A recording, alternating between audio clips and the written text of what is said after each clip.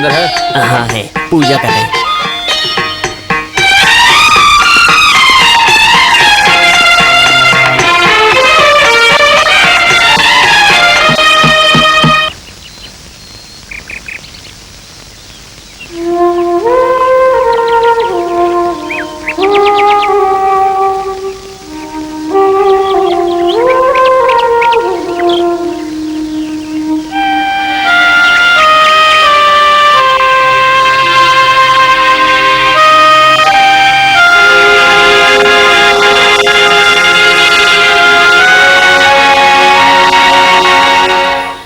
रुक जाइए, बिना कारण के इस घंटे को मत बजाइए।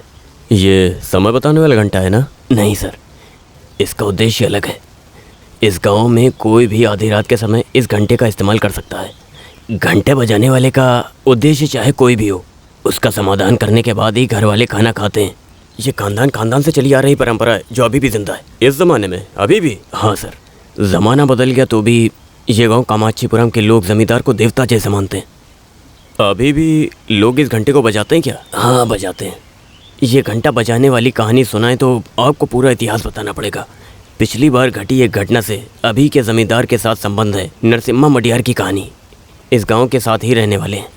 चिंदबरम अभी रहे ज़मींदार ने कुछ पैसे उधार लिए थे, जो समय पर पैसा लौटा नहीं पाया और ज़मींदार के वक्त मांगता गया। वैसे एक दिन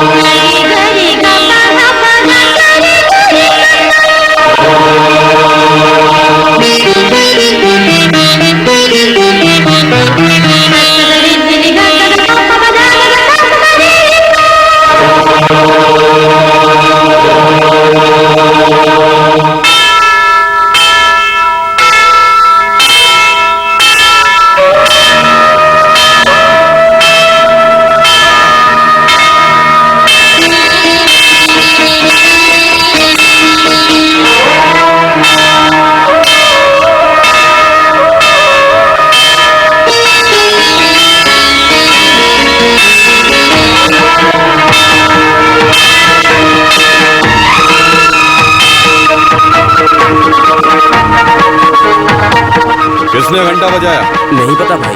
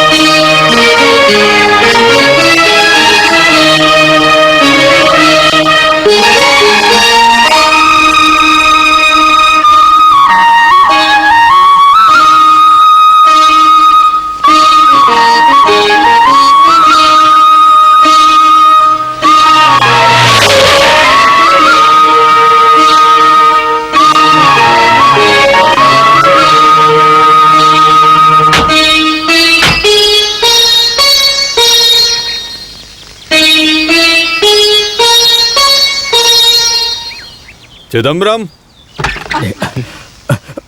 अरे जमींदार मालिक आप।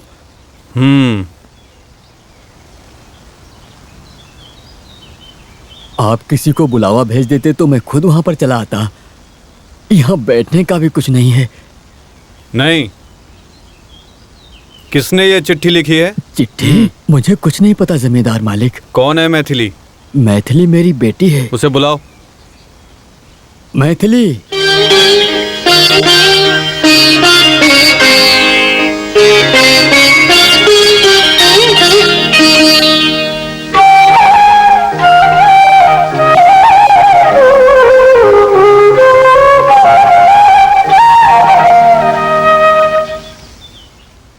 ये चिट्ठी तुमने लिखी है? इसे पढ़ो, पढ़ो।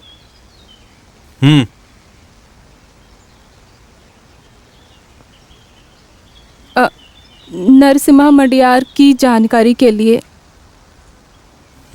पूरा पढ़ो। धंधा का कोई अनुभव ना होने के कारण मेरे पिताजी आपके पास पैसे के लिए आए। उससे धंधा करने के बाद सारे पैसे का नुकसान हो गया। आपने हमें बहुत वक्त दिया, लेकिन मेरे पिताजी समय पर आपका पैसा लौटा नहीं पाए। पैसा लौटा नहीं पा रहे थे, इसीलिए बार बार समय मांगा आपसे। वो आपसे बहुत ज़्यादा डर गए, आत्महत्या करने की कोशिश की। इससे मैं बहुत घबरा गई। इस घर में मेरे जेवर और रहने की जगह मैंने सब गिरवी रख दी, लेकिन इसके बाद भी आपसे लिए पैसे पूरे नहीं हो पा रहे थे। मुझे कुछ समझ में नहीं आ रहा था। मैंने ये काम किया कोई और रास्ता ना नज़र आने के कारण, क्योंकि आपसे लिए पैसे पूरे नहीं हो पा रहे थे। आपसे लिए पैसे इतने पैसों में पूरे नहीं हो पा रहे थे। और क्या करती, आपकी विश्वासी चिदम्बरम की बेटी मैथिली। आपने अपनी बेटी से यह काम करवाया है? कामाक्षी देवी की कसम, मैं इस चिट्ठी के बारे में कुछ भी नहीं जानता। पिताजी की जानकारी के बिना मैंने ये चिट्ठी लिखी। घंटा बजाकर ये चिट्ठी और सामान रखकर क्यों भागकर चली आई थी? तुम्हारे घर का कागजात और गहने रखने से भी पूरा नहीं होता। बाकी के पैसे कब लौटाओगी? वो हम काम करके कैसे भी आपको लौटा देंगे। मैं इनसे पूछ रहा हूँ, तुम ही जवाब दो। हम कोई भी काम करने को पूरी तरह तैयार हैं। नरसिम्हा मडियार की बीवी बनना तुम्हें मंजूर है?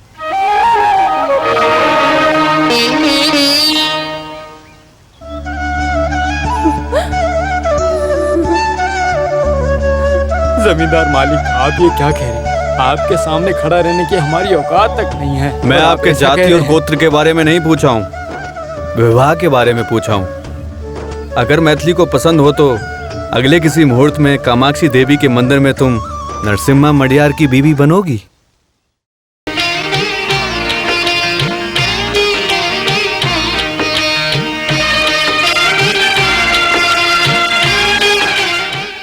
ये घंटा और इस घंटे की कहानी बहुत अच्छी है।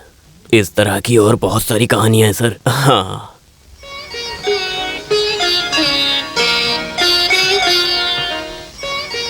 हमारी सेंट्रल जेल का जल्लाद, उसे हमने हर जगह ढूंढा, फिर भी नहीं मिला। तो तिहाड़ या याड़ावाड़ा जेल से एग्जीक्यूटर को लाने की कोशिश की तो वो लोग आने को तैयार नहीं हो रहे थे। मगर हैदर मडकरी को लटकाना है ये जानकर वो लोग कुछ जवाब दिए बिना ही आने से इनकार कर दिया। फिलहाल तमिलनाडु के गवर्नमेंट होम डिपार्टमेंट रमैया को बुलाया था, लेकिन उसने भी मना कर दिया। अब मैं क्या करूं? नरसिम्हा,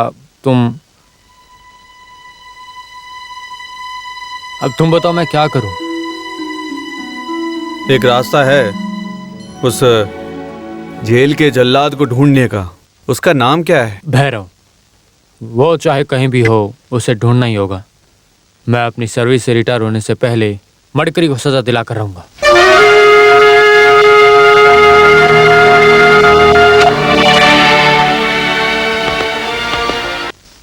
मैं अपनी सर्विस से रिटायर होने से पहले मडकरी को सजा दिलवा कर रहूंगा।